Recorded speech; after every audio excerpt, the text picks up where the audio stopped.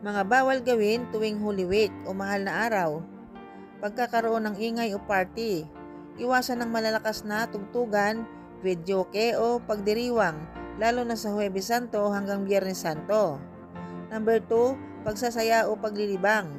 Hindi inaasahan ang pagpunta sa beach o outing sa mga araw ng Huwebes at Biyernes Santo, dahil ito raw ay panahon ng pagninilay at pagdadalamhati. Number 3, pagkain ng karne.